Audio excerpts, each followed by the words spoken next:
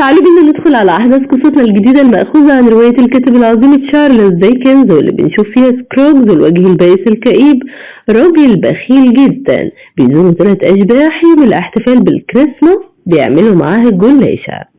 لكن حبيت أفكرك الأول تنزل بسرعة تشترك في القناة وتفعل زر الجرس عشان تكون أول واحد يوصله إشعار نزول أفلامنا ومسلسلاتنا الجديدة اللي هتنزل لنا على القناة. وبينا ندخل على قصتنا النهاردة. بنروح بسرعة مع سكروج بالتزامن مع وفاة شريكه وصديقه مارلي، واللي بيدفع له مصاريف دفنه وجنازته بالعافية. بيكون سكروج شخص مكروه جدا من كل أهل مدينته، وده بسبب معاملته الوحشة لكل الأشخاص من قرايبه لجيرانه لحتى الموظفين اللي شغالين عنده، وده ناقص كمان يعملنا احنا شخصيا وحش. وبيكره سكروج حتى أجواء الاحتفالات بيوم الكريسماس اللي بيكونوا كل الناس فيها سعداء. وبنروح لبعد مرور 7 سنين على حياة سكروج الكئيبة اللي بنتفاجئ انه حتى الرافض يشتري فحم ده في بيته. بيروح فريد ابن اخته الوحيدة يهنيه براس السنة الجديدة، لكنه بيقول له ان حفل راس السنة ده عبارة عن خدعة كبيرة بيضطروا الناس يدفعوا فيها فلوس كتير مش اكتر. فبيخبطوا فريد كده جملة فنان العظيم ماجد الكدواني: انا عايزك تهدى كده وتروق وما تقرفناش معاك لان احنا اساسا قرفانين ومخنوقين. وبيحاول فريد يوضح له ان الاحتفال ده اتعمل عشان القرايب والعائلات يتجمعوا سوا. وبيوصلوا 2 تابعين لجمعية تبرعات خاصة بيطلبوا مقابلة سكروج للتبرع للفقراء والمساكين. بيتعصب سكروج على اليوم اللي مش فايت ده وبيبلغهم ان في سجون وملاجئ يقدروا الفقراء يروحوا عليها ياكلوا ويشربوا هناك، وانه مش مستعد يصرف فلوسه على شوية فقراء، وبيطردهم هم كمان. بيروح سكروج على بيته الكئيب جدا وبنلاقيه عايش على اضواء الشموع توفيرا برضه للكهرباء. انت معفن بقى.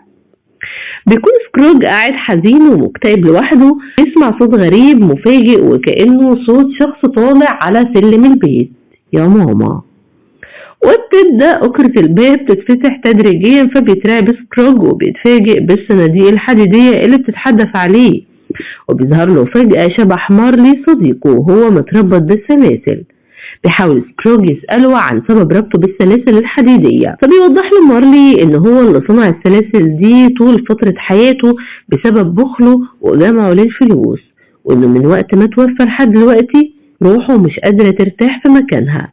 وبيأكد له إن الفلوس ما قدرتش تساعده في شيء، وبيحذره مارلي إنه أعماله السودة في حياته أكتر بكتير، وبيبشروا إن في 3 أشباح ناويين يجوا يزوروه بإذن الله في 3 ليالي متواصلة بعد منتصف الليل، واللي هو ما تروحش في حتة بقى واقعد استناه.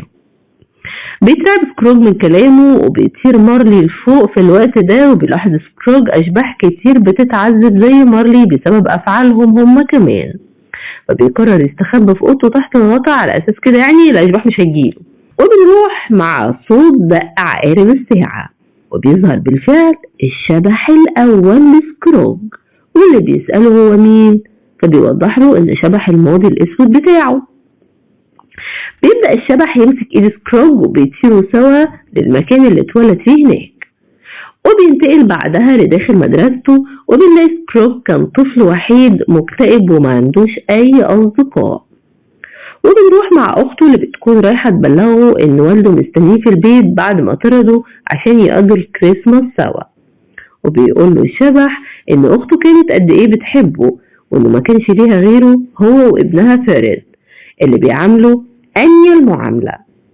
وبنروح لحفل الكريسماس اللي أعجب فيه سكروج ببنت جميلة وحبها، وفضلوا يرقصوا سوا طول الحفل، لكنه ضيع حياته معاها بسبب بخله وإهماله لحد ما انفصلوا. بيتأثر سكروج وبيترجى الشبح إنهم يمشوا من المكان فورا، وبيطير سكروج وبيقع على الأرض فجأة وبيفوق مع دقة عقارب الساعة للمرة التانية. وبيفتح الباب فجأة لوحده مع صوت ضحك شخص، واللي بيطلب من سكروج إنه يقرب، وبنعرف إنه شبح الوقت الحاضر. بيبدأ الشبح ياخد سكروج في جولة حوالين المدينة عشان يشوف ازاي الأشخاص بيقدروا يستمتعوا بيوم الكريسماس مع عائلاتهم.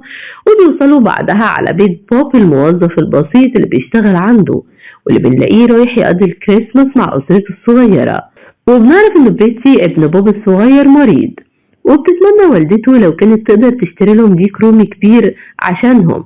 فبيوضح له الشبح إنه بيتي ممكن يموت في أي لحظة وما يحضرش الكريسماس مرة تانية بسبب مرضه الخطير.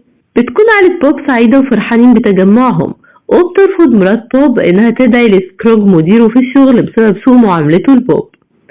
وهنا بيهجم الشبح الثالث وهو شبح الموت في الوقت ده، فبيقع سكروج من خوفه من فوق سلالم عالية، وبيسمع حديث 3 أشخاص عن إنه توفى يوم الكريسماس وإنه محدش من أهل المدينة حابب يحضر جنازته. وبيطارده شبح الموت مرة تانية، فبيحاول سكروج يهرب بسرعة، ولكن بيحاول شبح الموت السيطرة عليه وبيبدأ حجم سكروج يصغر تدريجيا. فبيحدفوا شبح الموت لداخل أوضة صغيرة، وبيلاقي شخص وحيد ميت على سريره ومحدش جنبه. وبنرجع لداخل بيت بوب واللي بيكونوا حزانة على موت ابنهم الصغير، وبيكون بوب هو الشخص الوحيد اللي حزين على موت سكروج. وفجأة بيتنقل سكروج للمقابر، واللي بيتفاجئ هناك باسمه الموجود على القبر، وبيكتشف انه هيموت يوم 25 ديسمبر. وبتبدأ الأرض تتحرك من تحته، وبيدخل سكروج لداخل قبره فجأة، وبيكون مصيره هو الجحيم بسبب أفعاله طول حياته. بيقع سكروج داخل قبره لكنه بيفوق على آخر لحظة، وبيتفاجئ سكروج إنه مازال عايش داخل بيته. فبيضحك سكروج بصوت عالي لأول مرة في حياته، وبيروح يفتح شباك البيت وبيندى على طفل صغير إنه يروح على محل الفراخ يشتري أكبر ديك رومي موجود، وبيوعده إنه لو رجع بسرعة هيديله ضعف أجره. وبيبعت سكروج الديك الرومي لبيت بوب، وبيقرر يتشيك لأول مرة وينزل للشارع ويهني كل شخص بيقابله في طريقه باحتفال الكريسماس. وبيتفاجئ بالشخص التابع لجمعية التبرعات اللي طرده قبل كده، فبيترجى سكروج إنه يسامحه، وبيقرر يتبرع للفقراء بمبالغ كبيرة تعويضا عن كل الأعياد اللي ما تبرعش فيها. وبيوصل سكروج على بيت فارد اللي بيفرح جدا إنه قرر يقضي معاهم احتفال الكريسماس، وبيكونوا متجمعين ومبسوطين جدا، وبيوعدهم سكروج إنه السنة الجاية هيعزمهم عنده في بيته. بنروح لليوم التاني مع سكروج اللي قرر يعمل مقلب صغير في بوب، واللي بيكون متأخر عن ميعاد شغله، فبيعاقبه سكروج بإنه هيزود له مرتبه. بيكون بوب مش مصدق اللي سكروج بيقوله، ودي من علامات الساعة تقريبا ولا ايه. فبيضحك سكروج وبيوعده انه كمان هيساعد عيلته، وبيتفاجئ بسكروج اللي واقف بيغني ويرقص داخل مكتبه. وبيتفاجئ ببيتي اللي اخيرا خف من مرضه وبقى كويس، وبيقرر سكروج انه هيعتبره زي ابنه.